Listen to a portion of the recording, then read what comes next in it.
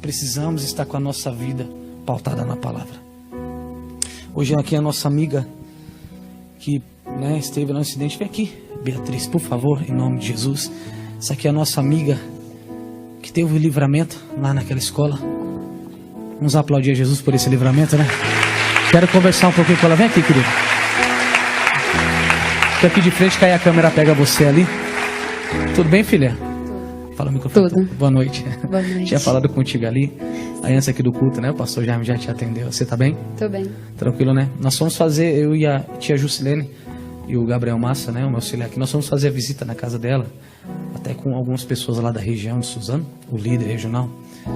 E para falar a verdade, tive o privilégio de te conhecer, né? Eu não queria talvez te conhecer dessa forma, né? Mas glória a Deus que por esse livramento, né?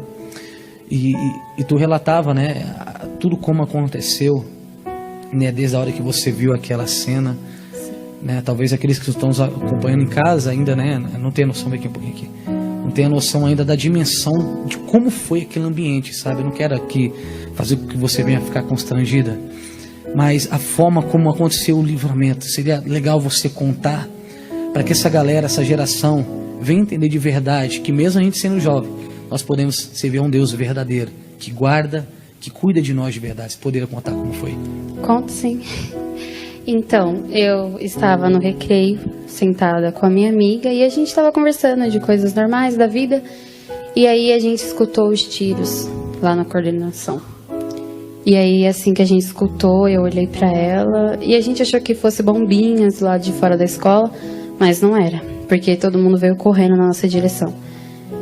E aí eu olhei pra ela, peguei na mão dela e falei pra ela ficar calma, porque, como eu já disse, ela tem um problema no coração. Então ela não poderia se desesperar ou ela desmaiaria e seria o fim da vida dela. Então eu dei a mão pra ela e só pedi pra ela ficar calma. Aí todo mundo correu pra um canto e aí eu peguei na mão dela e levei ela até lá. E a gente ficou bem de frente, ficou todo mundo atrás e a gente na frente. Então era muito fácil da gente morrer ali. Então eu dei a mão pra ela, ajoelhei do lado dela, e aí eu olhei pra frente e vi ele vindo. E aí eu vi ele atirando num monte de gente, aí ele atirou no menino, tava bem perto de mim. E ele tava mirando na cabeça, pra matar mesmo, como eu disse pra você. Sim. E aí, quando ele tava chegando perto de mim, eu comecei a orar. Eu dava a mão pra ela. Nessa ele ainda não tinha atirado em você? Não. Tá. Eu comecei a orar. E comecei a repreender o espírito da morte e falando, Deus, nos proteja. E eu olhei pra ela e pedi pra ela ficar calma, porque ela tava com os olhos de desespero pra mim.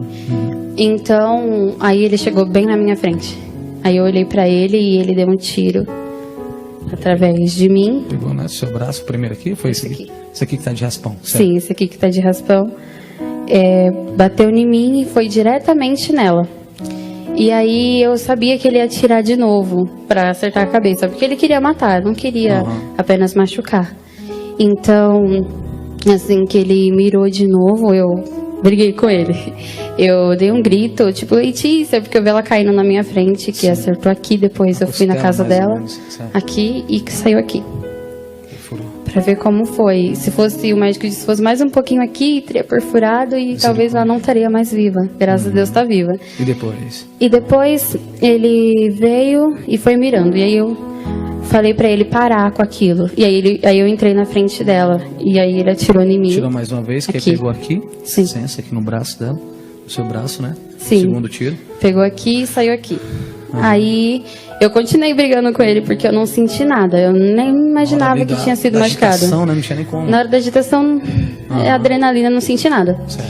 Aí eu continuei brigando com ele, aí ele me mirou de novo. Tipo, por que você tá falando ainda? E me deu um outro tiro aqui. Pegou aqui, né? Sim, e saiu aqui. Tô vendo. E aí, depois desse tiro, eu abaixei a cabeça, porque quando eu olhei pra ele, ele tava pegando uma machada que tava aqui na cintura dele. Eu abaixei a cabeça, fechei os olhos e falei, Deus, me perdoa por tudo que eu já fiz. Porque se eu morrer agora, eu quero te ver. Então, assim que eu falei isso, eu abri os olhos e olhei pra ele de novo. E aí ele colocou a machada aqui e saiu. Foi pra trás. Foi o tempo de você conseguir sair, escapar com a sua amiga. Aí conseguiram abrir um portão atrás da gente e aí a gente entrou pra uma parte da escola onde faz curso ali, que é o curso do céu.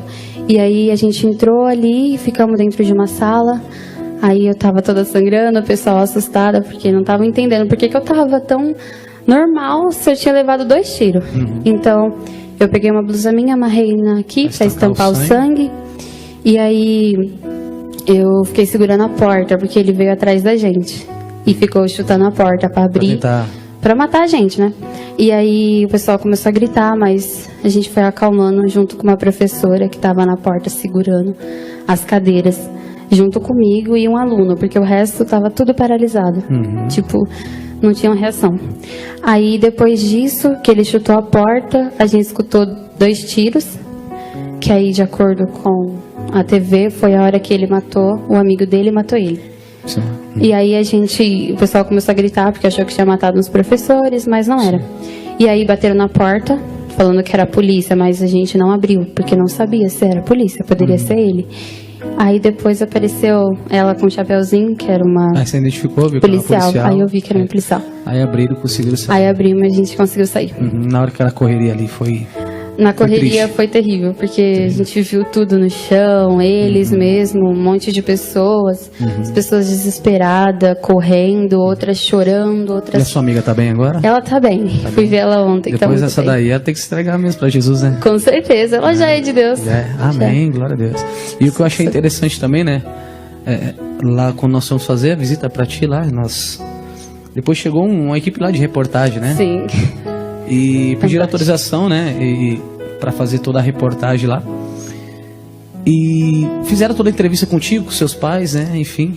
E depois, né? O repórter falou: pastor, fica à vontade, pode fazer a oração. Né? Aí depois o cameraman ele ficou ali fazendo aqueles takes, ali fazendo as filmagens. E você vê que, né? Deus ele transforma de verdade a maldição em bênção, né? E aí no momento da oração, após a oração, o câmera ali, ele segurou a câmera ali na porta, assim, travou. Tu lembra disso aí? Ele travou assim, e tipo, ele queria entender o que estava acontecendo naquele lugar. E tipo, poxa, ele falava assim, que atmosfera que é essa daqui? O que tá tendo aqui nesse lugar? Aí o pessoal, você quer oração? Ele, eu quero. Aí já pegamos ele assim, não foi? Foi. Você e a galera que nós estávamos reunidos lá, a tia Jusilene, e a tia tá lá em cima na galeria lá, né, tia? Aí nós intercedemos por ele, oramos por ele, sabe? E cremos também que a semente foi plantada. Sim. Né? Depois ele, depois o repórter e toda a galera que estava ali na produção tiraram foto com a gente, né? Tipo, glória a Deus por isso. E sabe, independentemente do que tenha acontecido, glória a Deus porque você está aqui. Amém. Que você venha ficar firme em nome de Jesus. Sim. Entendeu?